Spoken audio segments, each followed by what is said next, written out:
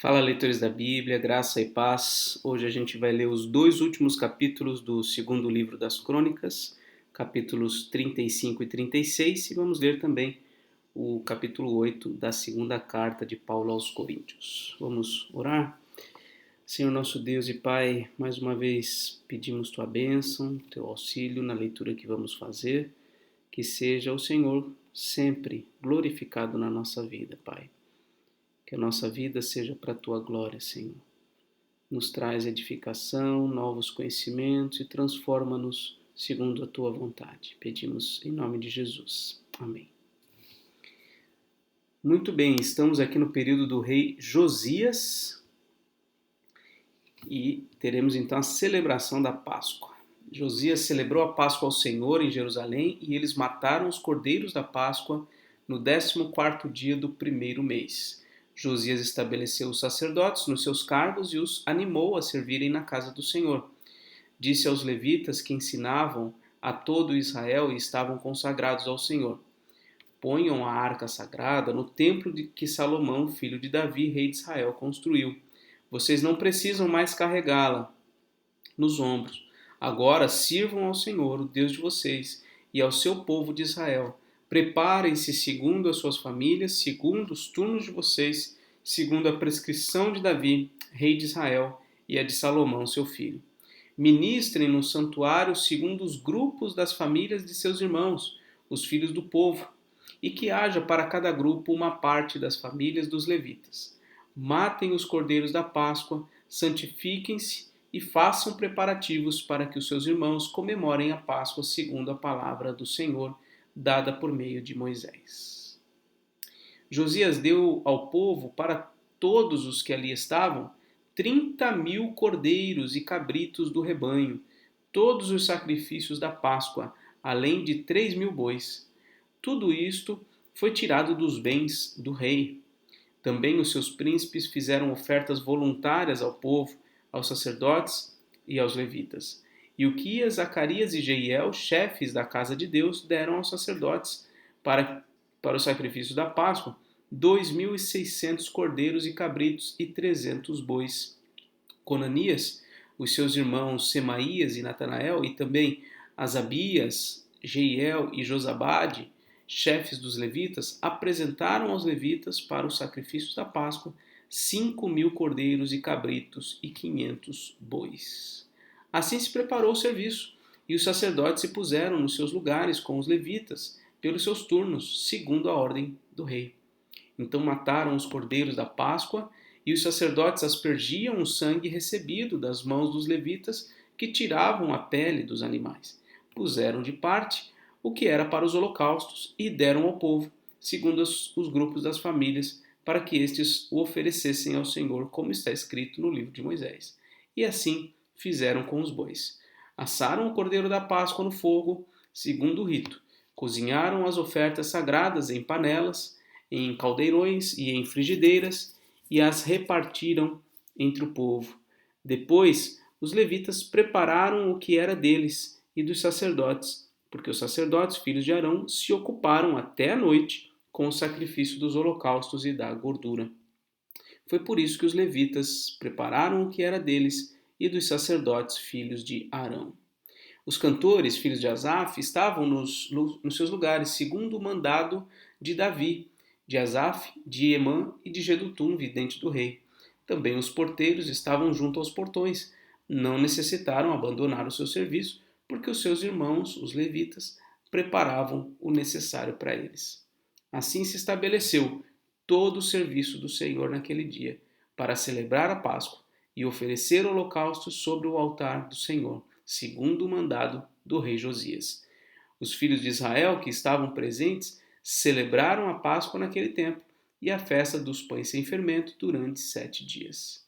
Nunca se celebrou uma Páscoa como esta em Israel desde os dias do profeta Samuel, e nenhum dos reis de Israel celebrou uma Páscoa como esta que Josias celebrou com os sacerdotes levitas e com todo o Judá e Israel que estavam ali, e com os moradores de Jerusalém. Foi no 18º ano do reinado de Josias que foi celebrada esta Páscoa. Depois de tudo isso, quando Josias já tinha restaurado o templo. O rei Neco, do Egito, subiu para guerrear em Carquemes, junto ao rio Eufrates, e Josias saiu para lutar com ele. Então Neco mandou mensageiros a ele, dizendo: O que você tem contra mim, rei de Judá? Não venho contra você desta vez, mas contra o reino com o qual estou em guerra. E Deus disse que me apressasse. Pare de se opor a Deus, que está comigo, para que ele não o destrua.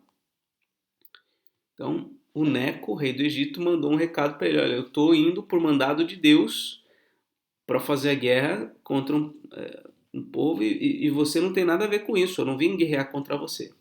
Versículo 22. Mas Josias não voltou atrás. Pelo contrário, se disfarçou para lutar contra ele. Não deu ouvidos às palavras de Neco, que Neco lhe havia falado da parte de Deus, e foi lutar no vale de Megido. Os flecheiros atiraram contra o rei Josias. Então o rei disse aos seus servos: Tirem-me daqui, porque estou gravemente ferido. Seus servos o tiraram do carro de guerra. Levaram-no para o segundo carro que ele tinha e o transportaram para Jerusalém. Ele morreu e foi sepultado nos túmulos de seus pais. Todo o Judá e Jerusalém prantearam Josias. Jeremias compôs uma lamentação sobre Josias. E até o dia de hoje, todos os cantores e cantoras, nas suas lamentações, se têm referido a Josias. Isto se tornou um costume em Israel, e essas lamentações estão escritas no livro das Lamentações. Quanto aos demais atos de Josias e as suas obras de misericórdia, segundo está escrito na lei do Senhor, e aos seus atos, tanto os primeiros como os últimos, está tudo escrito no livro da história dos reis de Israel e de Judá. Então, Josias foi um rei excelente. Cometeu essa bobagem de no final ali entrar em guerra contra Neco, rei do Egito, sem necessidade, sem buscar a orientação de Deus, e no fim acabou sendo morto. E houve um grande lamento em relação a ele. É interessante essa descrição do versículo 25, né? O profeta Jeremias escreveu uma lamentação a respeito dele e os cantores e cantoras sempre faziam referência a ele. Foi um rei que deixou uma marca muito positiva na história de Israel. Capítulo 36 e último. Se você chegou até aqui comigo, deixa aí nos comentários. Eu li o segundo livro das Crônicas em 2023, tá bom? O povo da terra tomou Joacás, filho de Josias, e o fez rei em lugar de seu pai em Jerusalém. Joacás tinha 23 anos de idade quando começou a reinar e reinou 3 meses em Jerusalém. Porém, o rei do Egito o depôs em Jerusalém e impôs à terra um tributo de 3.400 quilos de prata e 34 quilos de ouro. O rei do Egito colocou Eliaquim, irmão de Joacás, como rei sobre Judá e Jerusalém, e mudou o nome dele para Jeoaquim. Mas Neco levou Joacás, irmão de Eliaquim, para o Egito. Então, o Neco, que foi o vitorioso, né, na batalha ali sob o comando de Josias, né, quando vê o filho dele assumindo o trono, tendo já poder, né, assim, a preeminência de ter vencido a guerra, ele então assume o controle efetivamente sobre Israel, sobre Judá, melhor dizendo. Então ele depôs o Joacás, que foi nomeado rei, ele tira ele do reinado e põe o irmão dele, que é também filho de Josias, né, o Eliaquim. Então ele pega o Joacás, leva para o Egito, aprisiona ele. E esse Eliaquim, que é filho de Josias também, colocado por Neco, o rei do Egito, ele recebe o nome de Jeoaquim. Agora versículo 5. Jeoaquim tinha 25 anos de idade quando começou a reinar e reinou 11 anos em Jerusalém, mas era um reinado colocado pelo rei do Egito, né? Não era um rei de fato, né? Era um rei subordinado ao rei do Egito. Fez o que era mal aos olhos do Senhor, seu Deus. Nabucodonosor, rei da Babilônia, veio contra ele. Amarrou-o com correntes de bronze para levá-lo para a Babilônia. Nabucodonosor levou também alguns dos utensílios da casa do Senhor para a Babilônia, onde os colocou no seu templo. Então, Nabucodonosor, rei da Babilônia, o Egito estava subjugando, vem Babilônia e toma o poder, levando prisioneiro o rei Jeoaquim. E leva também coisas da casa do Senhor para lá. Quanto aos demais atos de Jeoaquim, as abominações que cometeu e aos mais que se achou nele, está tudo escrito no livro da história dos reis de Israel e de Judá. E Joaquim, seu filho, reinou em seu lugar. Então, Joaquim, filho do Jeoaquim, assume o trono. Joaquim tinha 18 anos de idade quando começou a reinar e reinou 3 meses e 10 dias em Jerusalém. Joaquim fez o que era mal aos olhos do Senhor. Na primavera do ano, o rei Nabucodonosor mandou levá-lo para a Babilônia também. Né? Já tinha levado o seu pai, o Jeoaquim, que na verdade o nome dele era Eliaquim. Então agora foi levado também o Joaquim. E constituiu Zedequias, irmão de Joaquim, rei sobre Judá e Jerusalém. Então, mais uma vez acontece aqui, só que agora é o rei da Babilônia. Nabucodonosor pega o Joaquim, leva para a Babilônia, tira ele do reinado e coloca como rei um irmão, provavelmente comprado, claro, né? Assim como no caso anterior, comprado ali. Coloca o Zedequias, irmão de Joaquim, sobre Judá e Jerusalém. Agora, Zedequias. Zedequias tinha 21 anos de idade quando começou a reinar e reinou 11 anos em Jerusalém. Zedequias fez o que era mal aos olhos do Senhor, seu Deus, não se humilhou diante do profeta Jeremias. Jeremias era o profeta naquele período que falava da parte do Senhor. Também se rebelou contra o rei Nabucodonosor, que o tinha obrigado a jurar fidelidade em nome de Deus. Né? Então, Nabucodonosor colocou ele lá, fez ele jurar fidelidade, mas ele se revoltou contra Nabucodonosor. Foi teimoso e tanto endureceu seu coração que não voltou ao Senhor, Deus de Israel.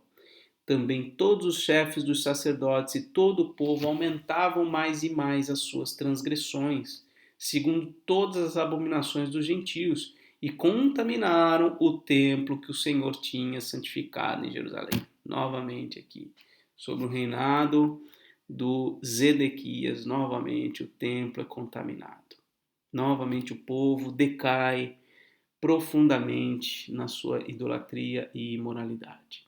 O Senhor Deus de seus pais sempre de novo falou-lhes por meio dos seus mensageiros, porque teve compaixão do seu povo e da sua própria morada. Mas eles zombaram dos mensageiros de Deus, desprezaram as palavras dele e debocharam dos seus profetas, até que a ira do Senhor veio sobre o seu povo e não houve mais remédio.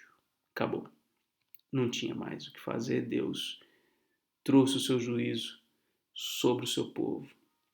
Por isso, o Senhor trouxe contra eles o rei dos caldeus, que matou os seus jovens à espada na casa do santuário deles. Não teve piedade nem dos jovens, nem das moças, nem dos adultos, nem dos velhos. Entregou todos nas mãos do rei dos caldeus, todos os utensílios da casa de Deus, grandes e pequenos, os tesouros da casa do Senhor, os tesouros da casa do rei e dos seus príncipes, tudo ele levou para a Babilônia. Os caldeus queimaram a casa de Deus e derrubaram a muralha de Jerusalém. Queimaram todos os seus palácios, destruindo também todos os seus objetos de valor. Os que escaparam da espada, a esses ele levou para a Babilônia, onde se tornaram escravos dele e de seus filhos, até o tempo do reino da Pérsia, que foi o outro império que subjugou o Império Babilônico. Isto aconteceu para que se cumprisse a palavra do Senhor por boca de Jeremias, até que a terra desfrutasse dos seus sábados. Olha só, durante todos os dias da sua desolação, a terra repousou, até que os 70 anos se cumpriram. Por quê? Provavelmente o povo negligenciou o dia do Senhor. Então, a terra agora descansou. O povo saiu dali. Foi tudo destruído. O que restou foi levado para a Babilônia. E aí o reino da Pérsia, o Império da Pérsia, ganha poder, ganha projeção e suplanta o Império Babilônico. E aí vem então o decreto de Ciro, rei da Pérsia. No primeiro ano do reinado de Ciro, rei da Pérsia, para que se cumprisse a palavra do Senhor por boca de Jeremias, o Senhor despertou o espírito de Ciro, rei da Pérsia, que ordenou que se proclamasse em todo o seu reino e que se pusesse por escrito o seguinte: assim diz Ciro, rei da Pérsia: o Senhor, Deus dos céus, me deu todos os reinos da terra e me encarregou de lhe edificar um templo em Jerusalém, que fica em Judá. Aquele dentre vocês que for por seu povo, que suba a Jerusalém, e o Senhor seu Deus esteja com ele. Então, com esse decreto, ele ordena a reconstrução do templo, a restauração da vida religiosa em Judá e o retorno do povo que estava cativo. Alguns livros que nós temos aqui nas Escrituras foram escritos no período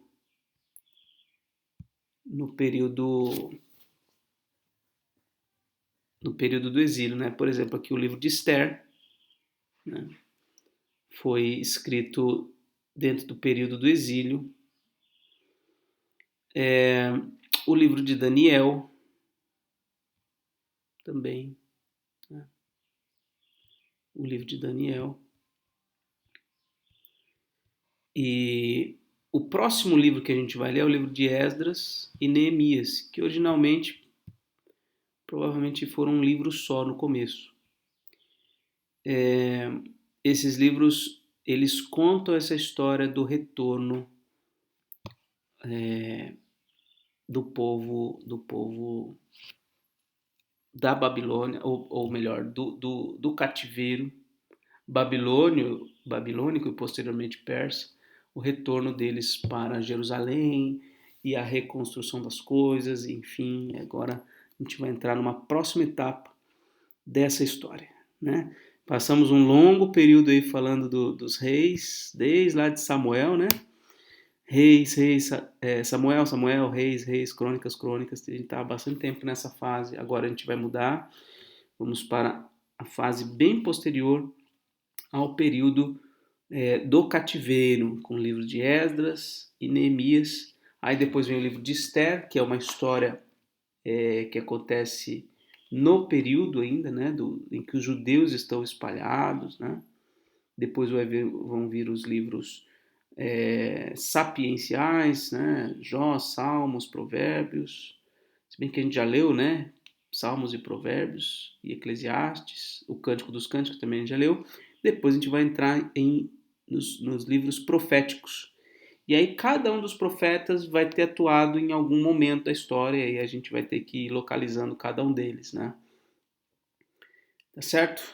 Muito bem, agora vamos ao capítulo...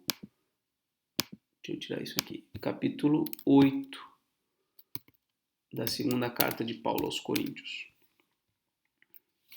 Também, irmãos, queremos que estejam informados a respeito da graça de Deus que foi concedida às igrejas da Macedônia, porque no meio de muita prova de tribulação manifestaram a abundância de alegria e a profunda pobreza deles transbordou em grande riqueza de generosidade. Porque posso testemunhar que na medida de suas posses e mesmo acima delas, eles contribuíram de forma voluntária, pedindo-nos com insistência a graça de participarem dessa assistência aos santos. E não somente fizeram como nós esperávamos, mas pela vontade de Deus deram a si mesmos, primeiro ao Senhor, depois a nós. Isto nos levou a recomendar a Tito que, assim como havia começado, também completasse esta graça entre vocês. Mas como em tudo vocês manifestam abundância, na fé, na palavra, no saber, em toda dedicação e em nosso amor por vocês, esperamos que também nesta graça vocês manifestem abundância. Não digo isso na forma de mandamento, mas para provar se o amor de vocês é sincero, comparando-o com a dedicação de outros. Pois vocês conhecem a graça do nosso Senhor Jesus Cristo, que sendo rico, se fez pobre por amor de vocês, para que por meio da pobreza dele, vocês se tornassem ricos. E nisto dou a minha opinião. Convém que vocês façam isto. Vocês que desde o ano passado começaram não só a fazer, mas também a querer. Terminem agora a obra começada, para que, assim como mostraram boa vontade no querer, assim também completem essa obra, dando de acordo com o que vocês têm. Porque se há boa vontade, a oferta será aceita conforme o que a pessoa tem e não segundo o que ela não tem. Não se trata de fazer com que os outros tenham alívio e vocês tenham sobrecarga, mas para que haja igualdade. Neste momento, a abundância que vocês têm supra a necessidade deles, para que a abundância deles venha a suprir a necessidade que vocês vierem a ter. Assim haverá igualdade, como está escrito: quem recolheu muito, não teve demais, e o que recolheu pouco, não teve falta. Paulo aqui está falando a respeito de ofertas, da assistência aos crentes de determinada região que estavam tendo necessidade. Então ele está mostrando aqui o exemplo da igreja da Macedônia, como eles haviam se dedicado nisso, e está chamando aqui os coríntios a terem a mesma expressão, né, de generosidade nas suas ofertas. Mas graças a Deus que pôs no coração de Tito a mesma dedicação que temos por vocês. Ele atendeu ao nosso apelo e, mostrando ser muito dedicado, partiu voluntariamente para encontrar-se com vocês. E com ele estamos enviando o irmão cujo louvor no Evangelho está espalhado por todas as igrejas. E não só isto, mas ele também foi eleito pelas igrejas para ser nosso companheiro no desempenho desta graça ministrada por nós, para a glória do próprio Senhor e para mostrar a nossa boa vontade. Queremos evitar, assim, que alguém nos acuse por causa desta generosa dádiva administrada por nós, pois cuidamos para fazer o que é correto, não só diante do Senhor, mas também diante das pessoas. Com eles, estamos enviando nosso irmão, cujo zelo já pusemos à prova em muitas ocasiões e de muitas maneiras, e que agora se mostra ainda mais zeloso pela grande confiança que deposita em vocês. Quanto a Tito, é meu companheiro e cooperador entre vocês.